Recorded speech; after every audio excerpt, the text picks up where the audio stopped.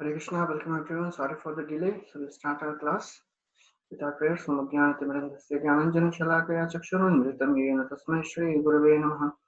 Shri Chaitanya Manobhishtam Sthapitam Yena Bhutale Swayam Rupa Kadamahyam Dadati Swapadantikam Vandeham Shri Guru Shri Yuta Padakamalam Shri Gurun Vaishnavamscha Shri Rupam Sagrajatam Sahagana Raghunathanvitam Tam Sajivam साद्वैतं सावधूतं परिजनासहितं कृष्णचैतन्यदेवं Shri Radha कृष्णपादान् सहगणा Lalita श्रीविशाखान्वितांश्च हे कृष्णा करुणा सिन्धु दीनबन्धु जगत्पते गोपेश गोपिकान्त राधाकान्त नमस्ते तप्त काञ्चन गौराङ्गी राधे वृन्दावनेश्वरी वृषभानुसुते देवी प्रणमामि हरिप्रिये वाञ्छाकल्पतरुभ्यश्च कृपासिन्धुभ्य एव च पतितानां पावनेभ्यो वैष्णवेभ्यो नमो नमः।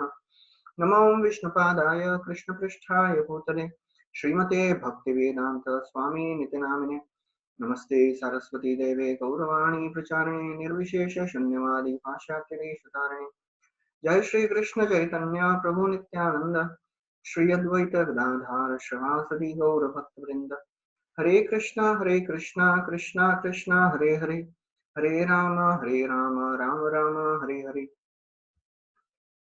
Hare Krishna. Welcome everyone. So uh,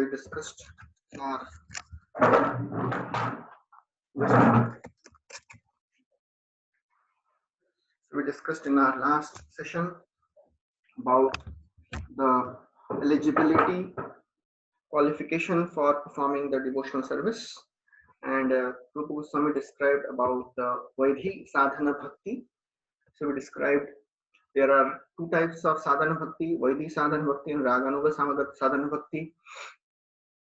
And Rupa Goswami describes this Vaidhi sadhana bhakti is that sadhana bhakti which is performed by using our senses. Kriti sadhya bhavet sadhya bhava sa sadhana bhakti. Nitya siddhasya bhavasya prakatyam vriddhi sadhyata. When we engage our senses in serving Krishna, that is called sadhana, Vaidhi sadhana bhakti. And in that, there is no spontaneous attraction, but just because the scriptures have told and the spiritual masters have told, that's why the person is doing this.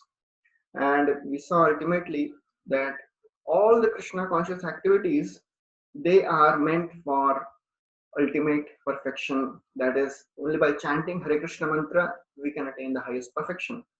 So we'll start the third chapter, that is entitled as the eligibility of the candidate for accepting devotional service. And in this topic, in this chapter, Srila Prabhupada, he describes all these topics. What is the eligibility, and is knowledge and renunciation needed to practice bhakti, and what are the various grades of devotees, and who is the best of all these, what are the impediments in the advancement of Vaidhi sadhana bhakti, and what is the most important need. So first we'll see what is the eligibility for practicing Vaidhi sadhana bhakti. So adhikar, what is the adhikar? Who can practice sadhana bhakti? So the verse described by Rupa Goswami says, Yah kenapi ati bhagyena jat shraddho asya sevani. So this ati bhagya means by extreme good fortune. So what is the qualification? What is the qualified person? He is described as the person who has developed faith in serving the Lord by impressions arising from previous association of devotees. So association of devotees is the primary foundation for developing this Krishna consciousness bhakti, which we saw yesterday also, that bhakti, the qualification for bhakti is the mercy of the devotees, and it happens by extreme good fortune, ati bhagya. So whenever we come to this Krishna consciousness, it is our greatest fortune that we are getting a chance to get connected to this process of bhakti. And then Srila Prabhupada writes that in this process of Krishna consciousness, in this process of bhakti, renunciation or any other material qualifications are not required. And there he writes, he quotes a verse from 11th canto where Krishna is telling to Uddhava that Uddhava, my dear Uddhava, only by exceptional fortune does someone become attracted to me. And even if one is not completely detached from fruitive activities or is not completely attached to devotional service, such service is quickly effective. So therefore, this is for all of us to give hope, because most of us, we are not completely detached from the material activities and we are not completely attached to Krishna. We are somewhere in between. As Bhagavatam describes that there are two types of people who are happy. And the one is the most detached person, a pure devotee of the Lord, and other is the gross materialist. Yascha modtamo loke yascha buddhe paramgatah tau bhau sukhamedete klishyati yantarito janah. So moodtama, that person is grossly foolish because of the sense gratification. Yascha buddhe paramgatah, and that person who is a pure devotee, tau bhau sukhamedete, they are extremely happy. And all the other people in between, they are always suffering. Klishyati antarito janah. And most of us, we come under this category. Klishyati antarito janah. We have little desire for sense gratification, little desire for bhakti also. We have heard about Krishna, we are attracted to Krishna conscious activities, but the taste for material sense gratification has not gone yet. So therefore, Rupa Goswami is saying, by quoting this verse from Bhagavatam, that the only qualification is we should have mercy of devotees, we should have the taste for holy names, and that is sufficient to practice the Krishna consciousness, practice of bhakti. So therefore, this is very, very important to understand, because many times in the process of bhakti we become discouraged. Oh, I will not be able to do it. I have so many anarthas. Even after hearing so many lectures for so many years, still I have all the anarthas as it is, it seems. Is there a hope for me? So one verse from Bhagavatam says, Yadrichyamat kathado jata shraddha suyatpaman na nirvinno nadisakto bhakti yogasya siddhidah. So if somehow or other by good fortune one develops faith in hearing and chanting the glories of Krishna, he neither becomes very much disgusted nor becomes very much detached from the material world. He just does the needful. So therefore, Jiva Goswami, in commentary to this verse of Bhagavatam, he describes the process of awakening of faith. And he has quoted this in the Bhakti Rasamrita Sindhu commentary also. And in response to this, he quotes one verse from Srimad Bhagavatam, which is very, very close to our process of Krishna consciousness, close to our process of sadhana bhakti. In our process of sadhana bhakti, many times we fall down, many times we are not able to practice bhakti. And many times devotees think, is Krishna aware of my struggles? Is Krishna uh, knowing whatever I am going through? So in 11th canto, Krishna is himself telling to Uddhava about all of us. He says, Jat Shraddha Matkatasu Nirvinna Sarva Karmasu Veda Dukkhatmakan Kaman Parityago Apyanishwarah. Jat Shabdo, my devotee, his faith has risen in my pastimes, Matkathasu.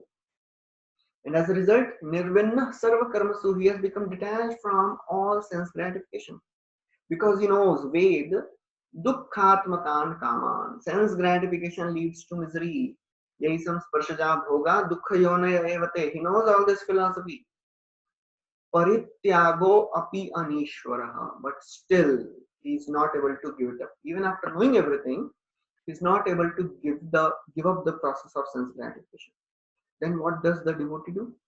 Tato bhajayat mam prita shraddhalu dhr nishchaya yushamanascha tan kaman dukkhodarkam shagarhayan. Still, he worships me with faith. Tato bhajayat mam prita. With love, he worships me. Bhajet, Shraddhalu and Dridnishchay. He has faith and he has firm determination. And all the while, as he is going through lots of ups and downs because of his conditionings, what is his attitude? He says that श्रद्धालु दृढ़ निश्चय जिशमानश्च तान कामान दुःखोदरकांश ग्रह्यन्. Dishamana, he keeps on repenting for his sinful activities. So this repentance is very, very important for a devotee. We may fall down, we may go down in our standards of bhakti, we may not be able to follow the rules of Krishna consciousness properly many times. We have to repent seriously and sincerely for that. At the same time, we should not consciously do those things. We are forced by our conditionings, but we should not plan for that. Therefore, Krishna says, my devotee, he repents for his sinful activities and continues the process of Krishna consciousness. So therefore, this attraction for Krishna consciousness in association of devotees is a sign of great fortune. We should know we have attained this after lots of fortunate activities in our past lives. It is a sign of greatest fortune anyone can have in this material world. And Kaviraj Goswami describes in Chaitanya Charitamrita what are the symptoms of fortune. Prabhupada quotes in one of the verses, purport, Mamanaradya dukkhartam kudamba saktamanasa satsangrahito martyo vriddha seva parichita. Mam anaradya. Krishna is saying, if somebody is getting a chance to worship me, he is most fortunate. If somebody is getting a chance to understand that the purpose of life is to become attached to me and not just maintain family, he is most fortunate. Nirvinna sarved dukkhatmakan mamanaradya dukkhartam kutamba satsangarahito. If this person is getting a chance to associate with devotees, he is most fortunate. And if he is not getting that chance, he is most unfortunate. Vriddha seva parichita. If he is getting a chance to serve the superior devotees, he is most fortunate. And if he is not getting, he is most unfortunate. And just by coming to Krishna consciousness, we have become most fortunate. So this is how we have to understand. The process of Krishna consciousness has made all of us most fortunate. What we have to do is just remain in Krishna consciousness. Coming to Krishna consciousness, whoever does not come to Krishna consciousness is unfortunate. Whoever comes to Krishna consciousness is most fortunate. After coming to Krishna consciousness, if somebody is not practicing that and he leaves, even after he knows the philosophy, he is considered to be most unfortunate. Therefore, we don't have to become most unfortunate. And then, Srila Rupa Goswami describes how does one achieve this eligibility for the practice of pure devotional service.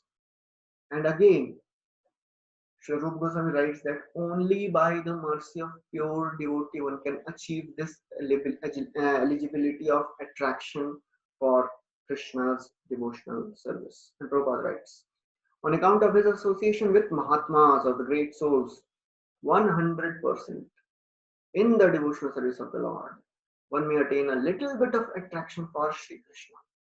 So just by association of devotees, one can develop a little bit of attraction for Krishna.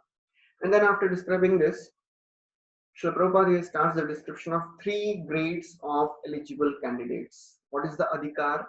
There are various levels of adhikar we have. Some people are highest level of adhikaris. They are called uttama. Some are below than that. They are called madhyama. And the lowest of them are called kanishtha. So now we'll see uttama adhikari, madhyama adhikari, and kanishtha adhikari in detail. So this is the definition of uttama adhikari which Srila Rupa Goswami gives. So this uttama, madhyama, and kanishtha, these 3 levels of devotees, they are described in many scriptures. They are described in Nectar of Instruction also. They are described in Srimad Bhagavatam also. They are described in Chaitanya Charitamrita also, and here also. So at 4 places, these Kanishtha, Madhyama, and Uttama Adhikaris are described. So we'll try to look at all these things.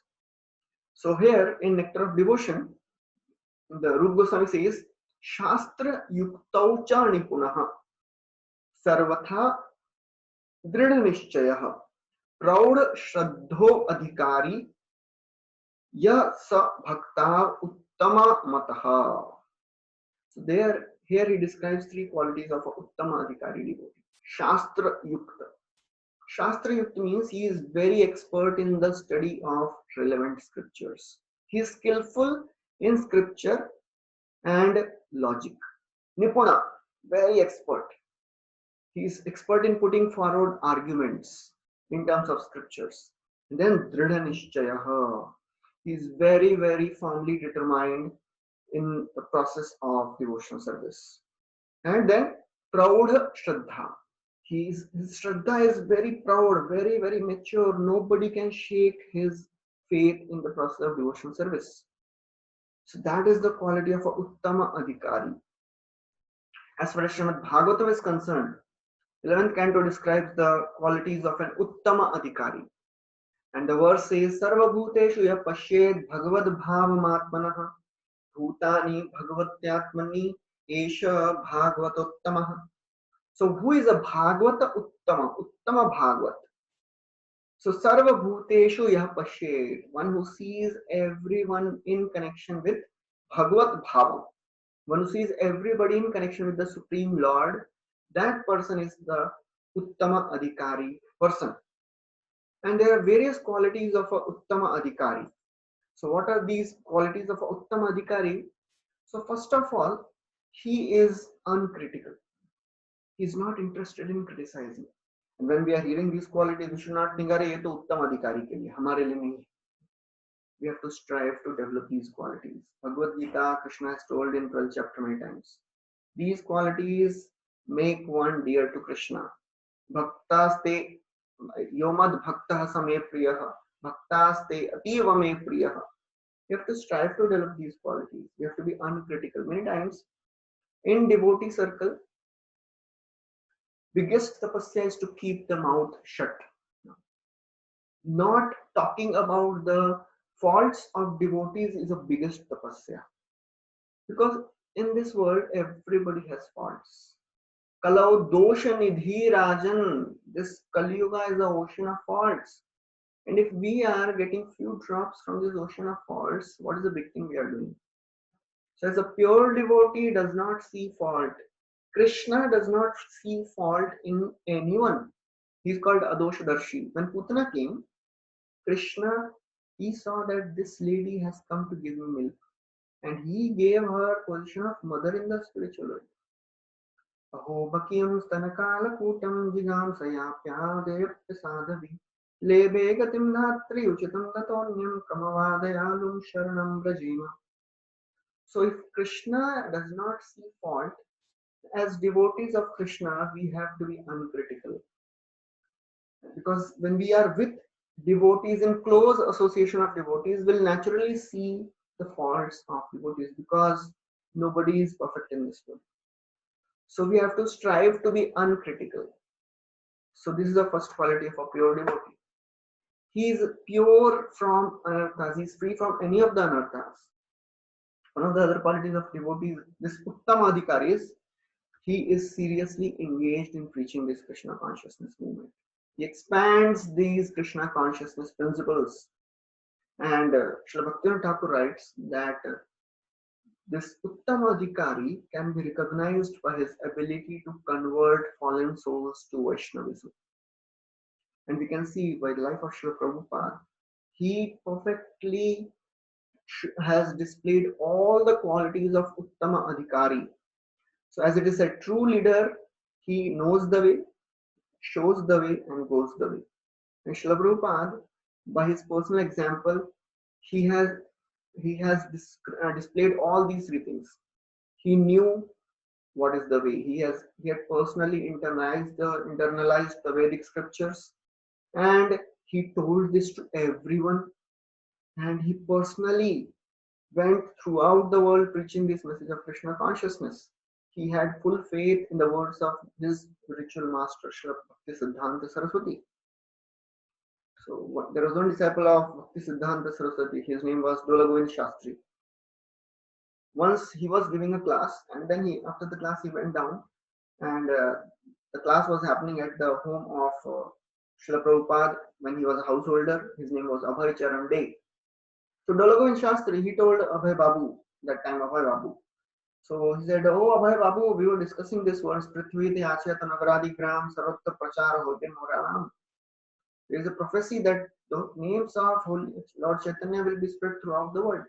I don't think this Prithvi means whole world. I think Prithvi means this Bengal. Who will know outside this Bengal who is Chaitanya Mahaprabhu?" Sri Prabhupada, he walked down few steps. He was standing on the steps. And he turned back. He said, "Someday, some foolish disciple of Bhakti Siddhanta Saraswati Thakur will do this." And then he turned back, walked down few more steps.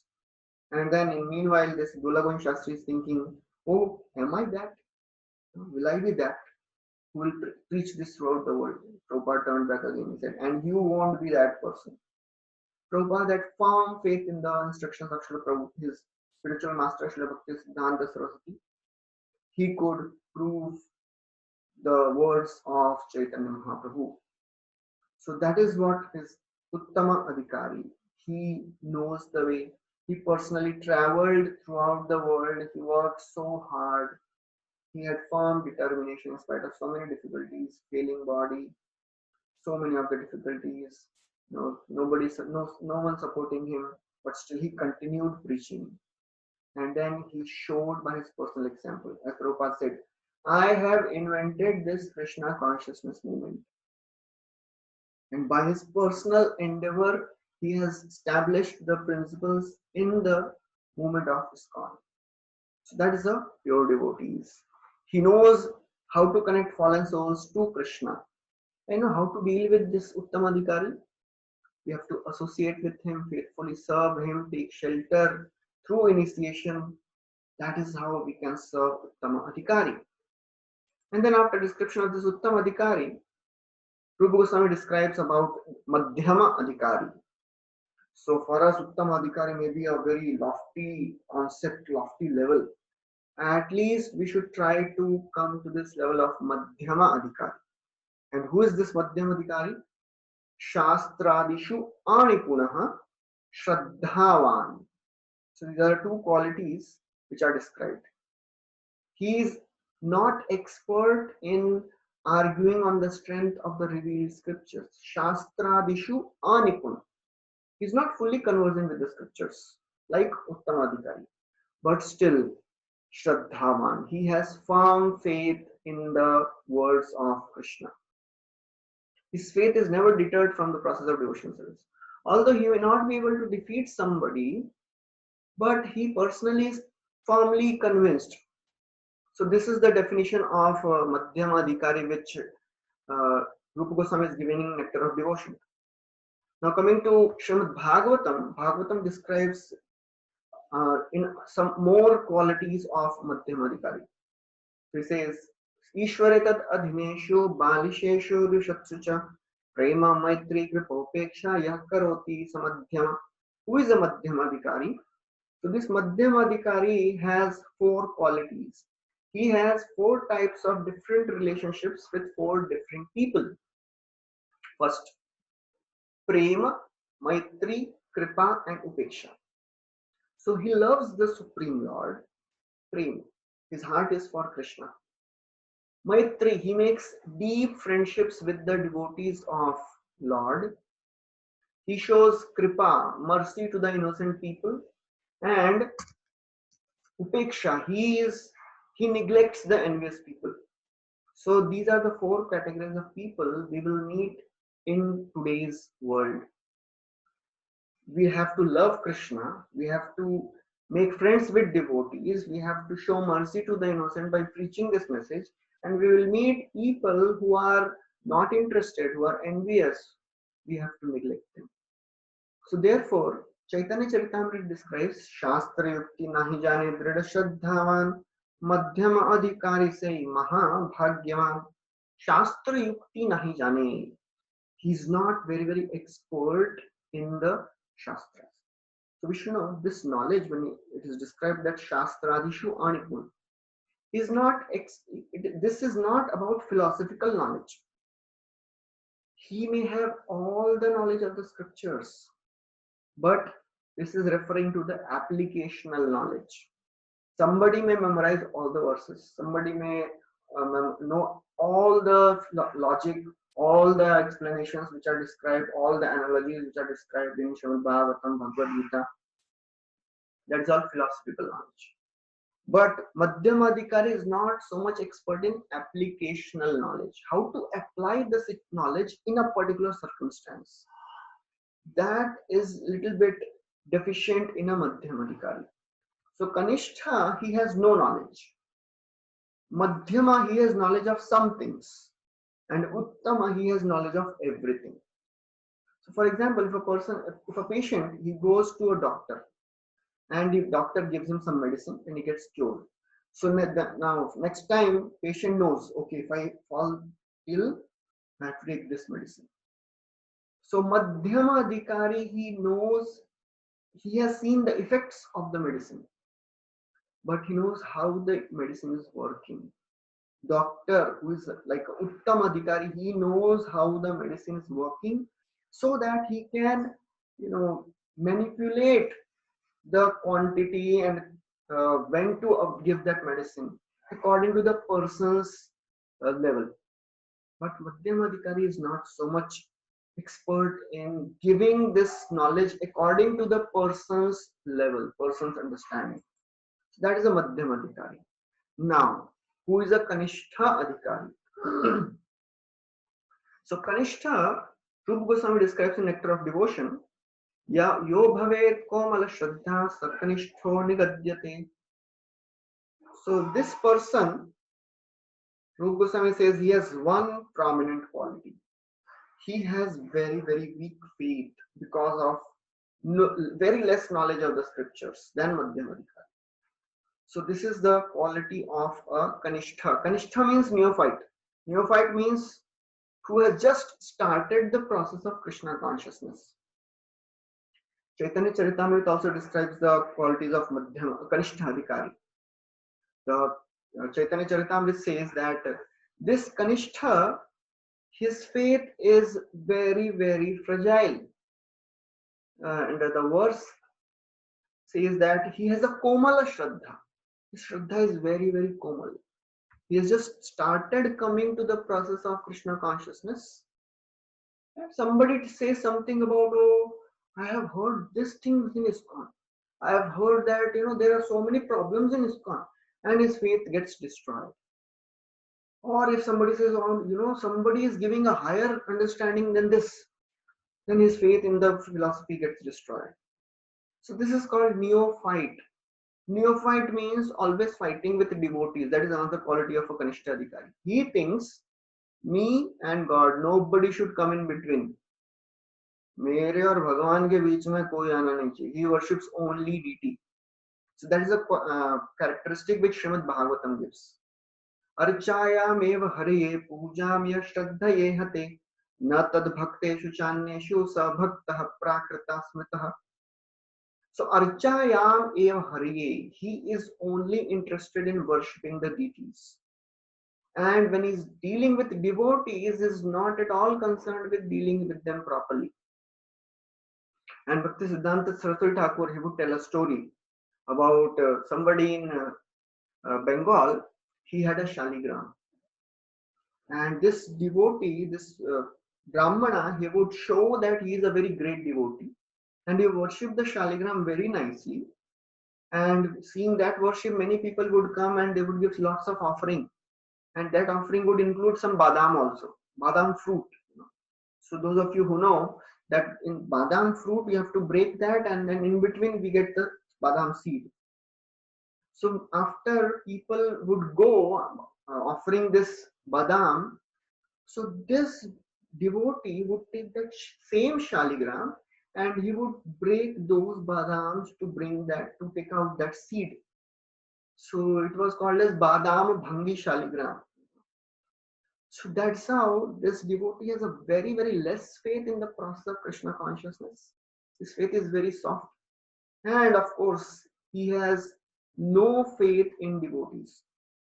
So therefore, when Srila Prabhupada, he went to Mayapur and he acquired a land in Mayapur to make a world headquarters. You know the first building, which building Prabhupada made? He did not construct the temple first. Prabhupada first told the devotees, you make buildings, guest houses for devotees to stay.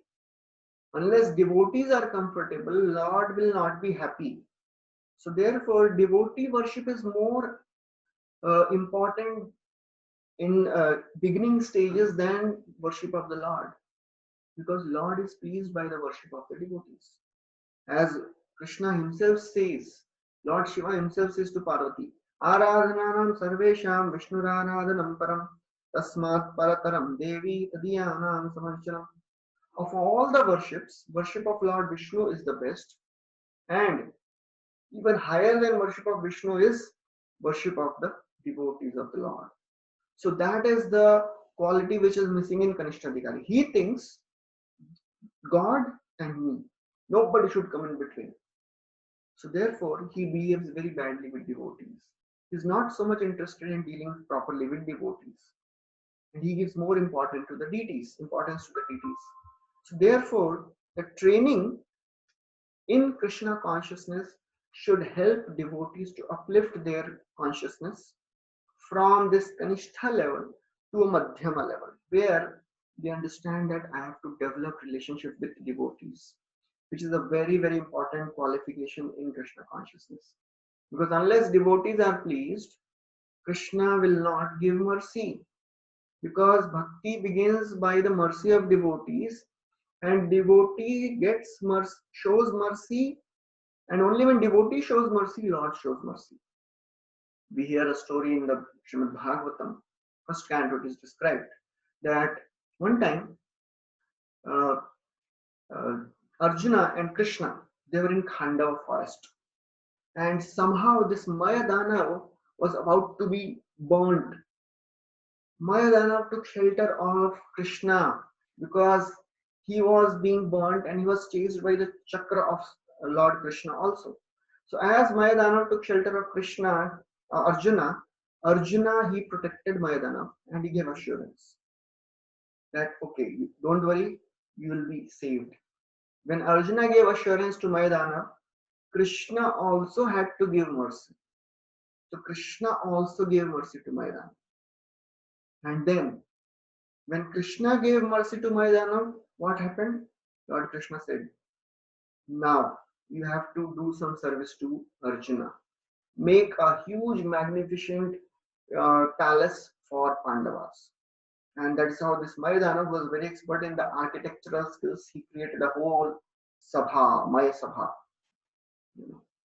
So Prabhupada writes a beautiful line in the purport. He says, the process is by the grace of Lord, by the grace of the devotee, mercy of the Lord is obtained, and by the mercy of the Lord, the chance to serve the devotees of Lord is obtained. So it is a cyclical process. It all starts with mercy of the devotees. So as a Madhyama Adhikari, we have to be very much convinced that bhakti depends on mercy of devotees. So therefore, one time, Srila Prabhupada, he was in Vrindavan with some of his god brothers, and there was one Brajvasi. So one of the disciples, he did not, allow any Brajvasi. So this one Brajvasi, he wanted to come in the temple and meet Prabhupada. So this disciple, he became very angry and he started beating that Brajvasi. This Brajvasi became very angry and he left. When Srila Prabhupada he came to know this, he was very upset. He called his disciple and he said, you have done a great mistake. You search out that Brajvasi, you ask forgiveness from him, and then only you come. So this devotee was searching whole day, where is that Brajvasi? He could not find that person. Then Brajvasi, as he came back, he found that this Brajvasi was there in the room of Srila Prabhupada. And Prabhupada was talking with him very nicely and he was smiling. And then Prabhupada told him to ask forgiveness from this person, from this Brajvasi. And this devotee he followed, he asked forgiveness. And Prabhupada, by his lectures, by his personal behavior, he has shown again and again how devotees are very, very important in this process of Krishna consciousness. So therefore, one time Bhakti Siddhanta Saraswati Thakur, he was giving a class, and one person entered the room and he went straight up to the deities. He crossed everyone and he went straight up to the deities. He was taking darshan of the deities for a long time, and then he returned and he was going. So Saraswati Thakur said, "So, how was your eye massage?" So therefore, you are saying that without mercy of the devotees, you cannot understand Lord, you cannot see Lord. So that is a quality of a Kanishtha Adhikari devotee. So this is an overview of Kanishtha, Madhyama and Uttama Adhikari devotees. That the Kanishtha Adhikari devotee, he worships only the deities. He behaves badly with devotees.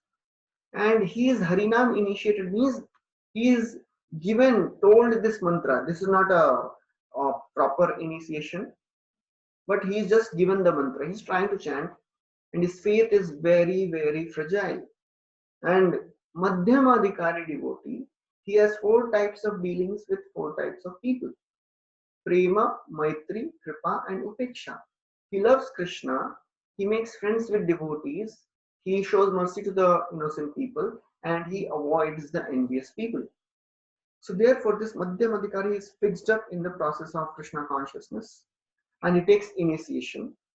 And then Uttama Adhikari is described, and we saw the qualities of Uttama Adhikari also. So now, in this Nectar of Devotion, this is a overall, chart which describes the qualities of Uttama, Madhyama, and Kanishta. Uttama has a strong faith. He is convinced and he can convince others. Madhyam is strong and convinced. The weak is very weak. The Kanishta is very weak and he can be easily swayed from the principles of devotional service. So these are the qualities of three types of adhikaris. So therefore, Prabhupada writes, unlike the second class devotee, who also cannot put forward arguments and evidences from scriptures, but still has all the faith in the objective. The neophyte has no firm faith in the objective, and thus is called a neophyte devotee. So therefore, the prime word to be focused is he has no firm faith in the objective. So what does this mean, faith in the objective? So faith in the objective means the conviction that the goal of life is to please Krishna. What is our objective? We have discussed this word many times in Bhagavad Gita also. Jnanam, Jnayam, Jnanagamyam. Knowledge, object of knowledge, and objective of knowledge. So objective should be to please Krishna. By our process of devotional service, we should try to please Krishna. That should be the goal of life. That should be, as Krishna says in Bhagavad Gita also, Tad buddhaya tad atmana tannishtha tad parayana gacchantya punaravrittim jnana nirdhuta kalmasha tat parayana. Our goal should be Krishna. So that is our objective, and we should have full faith in that. That the goal of life is to please Krishna and abandon all other desires which are not favorable for the process of Krishna consciousness. And that is the definition of bhakti. Anukulasya sankalpaha pratikulasya varjanam. Whatever favorable things, we should accept it. Unfavorable things, we should reject it. So that is the quality of a Uttama Adhikari. So therefore, Kanishta Adhikari, he has no firm faith in the objective. This indicates that he has some faith, but that is weak. His faith is not firm. So that is what Prabhupada writes. And then after that, Srila Rupa Goswami describes that there are four types of devotees who are neophyte devotees, because these neophyte devotees do not have firm faith in the objective. And Rupa Goswami quotes from Srimad Bhagavad Gita, where in 7th chapter Krishna is talking about four types of devotees, four types of people who come to him, and they are called Sukritina. Chaturvida bhajante mam jana Sukritino Arjuna arto jigyasu artharthi jnani cha bharatarshabha. So these are the four types of people. They are Sukriti. So we have discussed this in Bhagavad Gita also. Sukriti means pious credits. These pious credits are not material pious credits. These pious credits are devotional pious credits. So there are three types of pious credits: bhogonmukhi sukriti, mokshonmukhi sukriti, and bhakti unmukhi sukriti. So mokshonmukhi sukriti means that that sukriti by which one can attain liberation. If some yogi, he has done lots of tapasya, lots of cultivation of this knowledge, but he somehow could not complete the process of liberation, moksha. Next life, he will have the proper facility to cultivate that and make his life perfect. Bhogonmukhi sukriti means those type of actions which are called pious actions, and these actions, they give us better material pleasure, just like doing charity, digging well, distribution of food, opening hospitals. These are the material pious activities. These activities increases our prospects of sense gratification in the next life. But there is something called bhakti unmukhi sukriti also. So what is bhakti unmukhi sukriti? So these type of people, they come in either touch of with devotees or some process of devotional service. Either they get a chance to attend kirtan or take prasad. So this is how their sukriti increases. So therefore, Bhagavad Gita Krishna says, these people are sukritinaha. They have pious credits to come close to Krishna. And Rupa Goswami describes that each quality, each class of devotee, it can be represented by some character in Srimad Bhagavatam. Arto, Artharthi, Jigyasu, and Jnani. So who are Arto? So we see the example of Gajendra. Gajendra, he was completely engrossed in sense gratification. And as he was taking bath in the Mandakini Ganga, a crocodile caught his leg. And for thousands of celestial years, this Gajendra was fighting with this crocodile, but he could not get free from this. So then Gajendra, he remembered his past life. So the story of Gajendra is described, and Prabhupada describes in detail in this whole chapter these four types of devotees. Somehow this Gajendra, he was a devotee in his past life, and in the past life he had performed lots of tapasya, but somehow one sage, he got offended because of some behavior of King Indradyumna. He was Indradyumna in his past life. Although intentionally, he did not do it intentionally, but the sage cursed him. You are behaving like a dull person, you become an elephant, because elephants are dull. But because this devotee, Indradyumna Maharaj, he had done lots of tapasya, lots of devotional service. So although he became an elephant in the next life, he did not forget his devotional tapasya. He did not forget all the knowledge, all the mantras which he had memorized and learnt in the past life. So therefore the verse says, Jajapya paramam japyam prak janma anushikshitam. So ultimately he realized, he remembered all the verses, he took a lotus and he offered to the Supreme Lord and he recited beautiful, beautiful prayers. Madrikta panna pashupasha vimokshanaya muktaya bhuri karunaya namolayaya swamshena sarvatanu brinmanasi pratita patyadrishe bhagavate brihate namaste. So Gajendra says, oh my Lord, I am bound in this elephant body. You are muktaya, you are free, you are very expert and alert in protecting your devotees, and you are never uh, falling short of any of the capacity to protect your devotees. Please protect me also. So he was arto, he was distressed. Lord immediately came. And then comes the story of Dhruva. Dhruva, what he wanted, he was completely disturbed because of the harsh words of his stepmother. And then his stepmother said that if you want to sit on the lap of your father, you have to take birth from my womb. He became so angry as a Kshatriya. He make a he made a decision, determination that I will get a kingdom greater than my great grandfather. And because of that, he did tapasya. स्थानाभिलाषी तपसि स्थितोऽहं त्वां प्राप्तवान् देव मुनीन्द्र भूयम् काचं विचिन्वन्नपि दिव्यरत्नं स्वामिन् कृतार्थोऽस्मि वरं न याचे. But when he got darshan of Lord Vishnu, he said, "Oh my Lord, I was doing this tapasya for the sthan. I wanted a kingdom.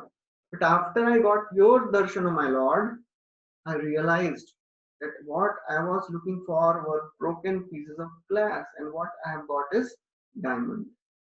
So therefore, ultimately, Dhruva Maharaj, he also became a pure devotee. So that is the glory of this process of Krishna consciousness. Anyone with any intention, if he comes to Krishna consciousness with the process in the process of devotional service, he'll get purified. Gajendra also got liberated. Dhruv Maharaj became pure devotee. He went back home back to Godhead. And then Jigyasu's category. Jigyasu means inquisitive. Those people who want to know about God. So the example is given of the sages of Naimisharanya. These sages of Naimisharanya, they were not pure devotees. They wanted to know about absolute truth. And because they got association of a pure devotee in the form of Suta Goswami, they also got transformed, they also got liberated. And then Gyanis. Who are the Gyanis? Gyanis are those people who want to develop knowledge about Krishna. And they are represented by four Kumaras. So, four Kumaras, they were already liberated people. They had no attachment for this world. When they took birth, and Brahmaji, they are sons of Brahma. So, Brahmaji told them, "Oh, my sons, now I have created you. Now, you please take up the duty of procreation. This is the service you have to do." So the four Kumaras, four sons of Brahmaji, they said, "We don't want to get entangled in this material world, because the process of procreation, process of getting married, and this is a whole process of getting entangled in this material world. We don't want to get entangled in all that. We are already free from the material contamination. They were already liberated." So once, what happened when they went to Vaikuntha to meet the Lord.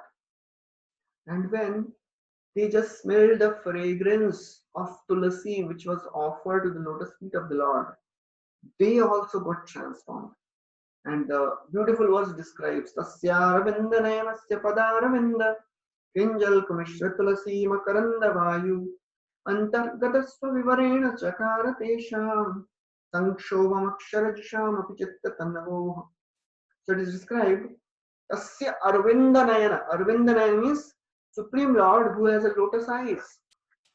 Padaravind, and on the lotus feet of the Lord, there is beautiful tulasi which is offered, and tulasi has a very beautiful soft aroma. When all these Kumaras, they smelled the fragrance of this tulasi which was mixed with the saffron particles which were there on the lotus feet of the Lord, they completely got transformed and they became a pure devotees. So therefore, Prabhupada writes that these pure devotees, these four types of devotees have been described in Bhagavad Gita, and they have all been accepted as pious. Without becoming pious, no one can come to devotional service. As Krishna says in Bhagavad Gita also, Yesham tu antagatam papam jananam punya karmanam te dvandva moha nirmukta bhajante mam dridhaprata. So, if somebody wants to practice bhakti with determination, what do they have to do? They have to stop all their sinful activities and do pious activities. Because without becoming pious, no one can come to the devotional service. And therefore, Prabhupada writes, without pious activities, if a man is in a distressed condition, he becomes an agnostic, a communist or something like that. So therefore, we should know that just having suffering miseries is not a qualification to become devotee. If somebody is having distress, that is not a qualification to become devotee. Otherwise, hospitals, there are so many people, they are going with so much of distress, so much of pain. Nobody is coming out from the hospital becoming a devotee. So the only qualification to become devotee is the Sukriti. Sukriti means the pious credits that comes by mercy of the devotee of the Lord.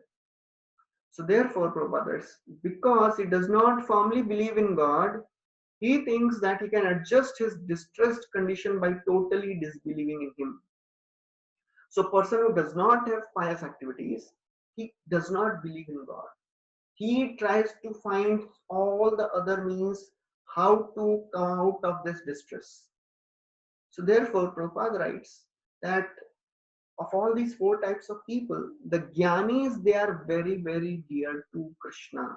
Because these Gyanis, they don't have any ulterior motives. They just want to know about Supreme Lord. Udara sarva evaite Gyani twatme vamimatam. Krishna says, Gyani, he is like me. And then Krishna says, even these Gyanis, they take many, many lifetimes to come to the process of bhakti. Bahunam janmanamante jnanaman mam prapadyate Vasudeva sarvamiti samahatma sudurlabha. So Prabhupada writes that for Gyanis to come to bhakti, it may take lifetimes. But just by being in touch with devotees, one can start practicing Krishna consciousness immediately. And then Prabhupada writes about the role of wisdom, renunciation, and pure devotional service in the process of Krishna consciousness. So Prabhupada writes, it can be concluded that a person who is free from bodily concept of life is an eligible candidate for pure devotional service. So, to begin the practice of devotional service, only qualification is an attraction for bhakti. But to practice pure devotional service, one must be detached. There is no problem in beginning. Anyone can begin just on the basis of attraction. That should be very, very clear. If we have little attraction for Krishna, we can begin the practice of bhakti. But if we want to practice pure devotional service, then what we have to do? We have to slowly become detached from material desires, become free from all the desires of this world. Only desire should be to please Krishna. As Kunti Maharani says, Koi me ananya vishaya matir madhupate sakrit pratimudvahta madha gange yogham mudanvati. Oh Krishna, please grant me that type of attachment to you. Just like Ganga flows towards the ocean, my mind, my consciousness should automatically go towards you. So to practice pure devotional service, we have to become free from these material desires. We have to become renounced. We have to use our intelligence to become detached from the things of this world, detached from the people of this world. As Kunti Maharani says, that Sneha Pasha Imam Chindi Drham Pandushu Vrishnishu. Oh my Lord, let me cut all my attachments to Pandavas and Vrishnis. I want to be attracted and have relation only with you. So therefore it is described in Bhagavad Gita, in Srimad Bhagavatam, that becoming detached from sense gratification is primary thing. But by the process of devotional service, if we are serious and sincere, it happens automatically. Vasudeve Bhagavati Bhakti Yoga Prayojita Janayati Ashu Vairagyam Jnanam Chayat. The wisdom and renunciation automatically develop by this process of pure devotional service. So that is what is described, and Srila Prabhupada writes, it is also confirmed in Bhagavad Gita that after Brahman realization, when one is freed from material anxieties and can see every living entity on an equal level, he is eligible to enter the devotional service. So Prabhupada is quoting that 18th chapter, 54th verse of Bhagavad Gita, where Krishna says, Brahma Bhuta Prasannatma Nashocati Nakangshati Samasarveshu Bhuteshu Madbhaktim Labate Param. What is the qualification to practice bhakti? To become free from all the material anxieties. Brahma Bhuta Prasannatma Nashocati Nakangshati. It does not hanker, does not lament. So if you want to practice pure devotional service, we have to become free from all the hankerings and lamentations of this world.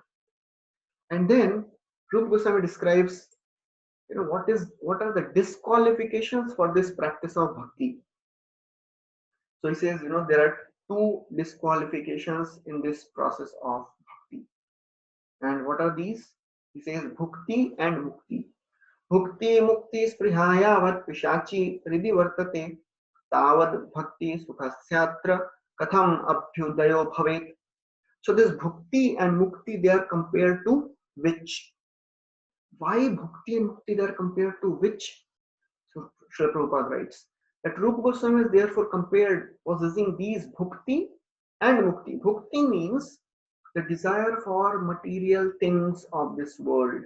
Name, fame, prestige, profit, adoration, distinction, wine, wealth, and women. These are all material things, material pleasures of the world.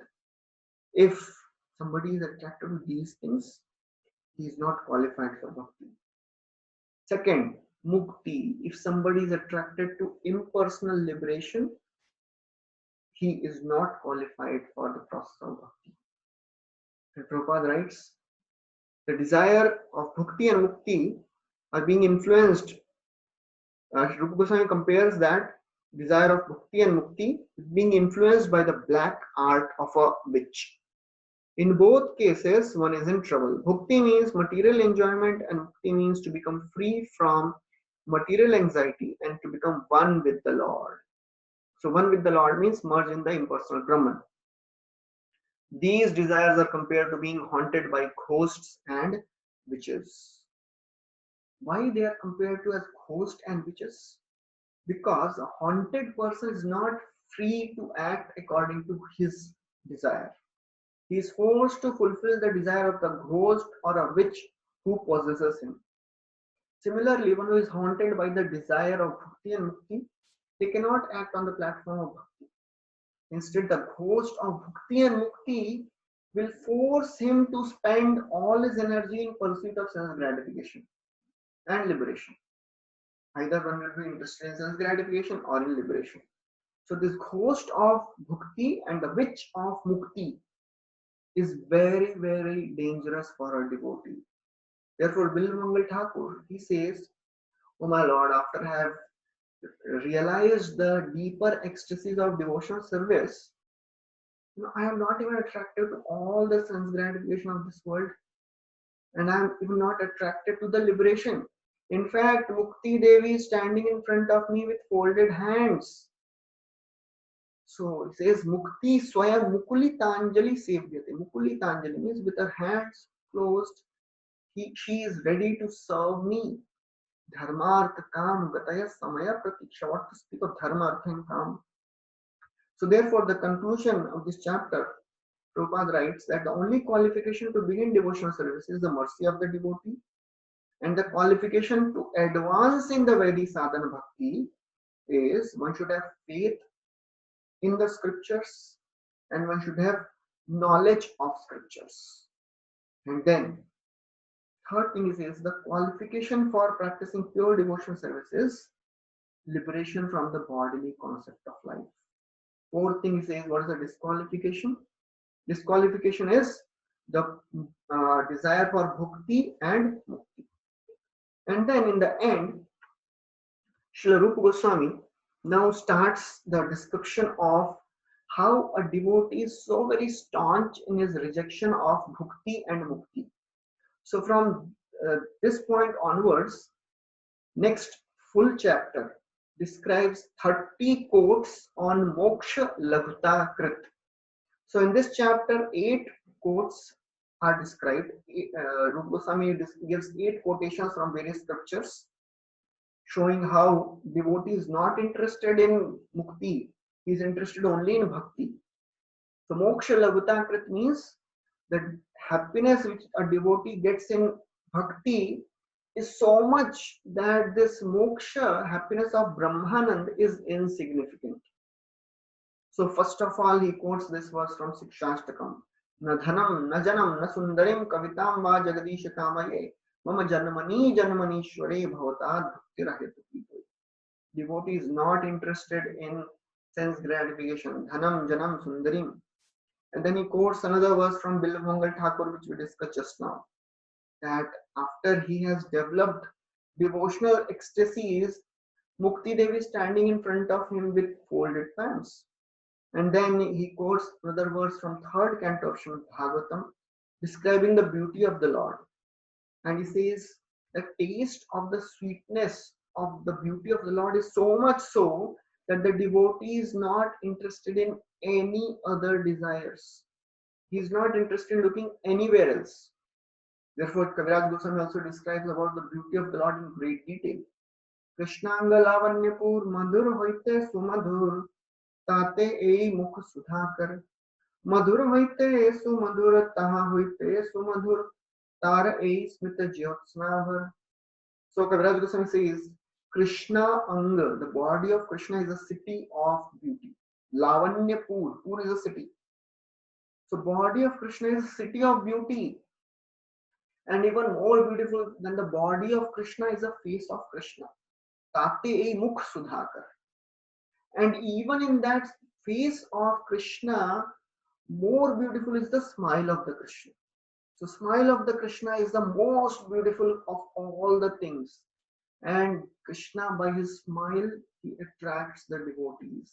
He gives all the mercy and satisfaction to the devotees just by smiling at the devotees.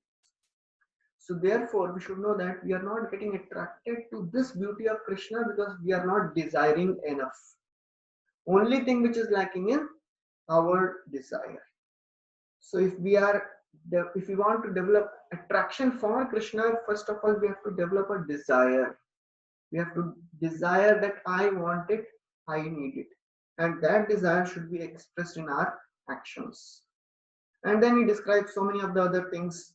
He describes how devotional service derives even the pleasure of dharma, artha, kama, and moksha. And he quotes another verse from third canto that a devotee does not even desire for salukya, sarishti, samitya, sarupya, aikatvam. All these things devotee is not interested in. And then he quotes one verse from fourth canto where he says that just by meditating on the lotus feet of the Lord, once all the desires get satisfied. So we'll stop here. So thank you very much. This is the end of this third chapter. So tomorrow we'll continue with the fourth. So anybody has any questions, they can put on the chat. We'll stop here.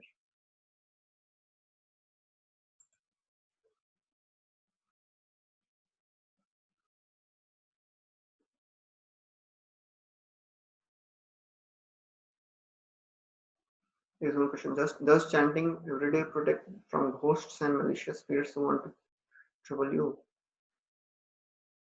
See, chanting is a way to connect to the spiritual reality, connect to Krishna. And when we are chanting, then automatically we put ourselves in a zone where we are developing a whole protection from the disturbances of this world. And these ghosts and malicious spirits, how much they will be thrown away, that depends on our intensity of chanting.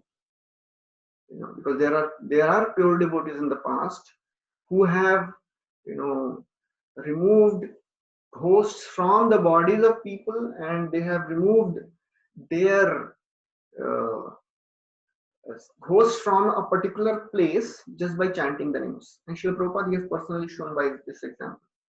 So this chanting of the holy names is very, very powerful thing. But our intention of chanting is not to remove this ghost, drive away these ghosts. Our intention of chanting is to connect to Krishna and please Krishna. So we'll stop here. Thank you very much. Hare Krishna. Srila Prabhupada ki jai. Shri Bhakti Rasam Sindhu ki jai.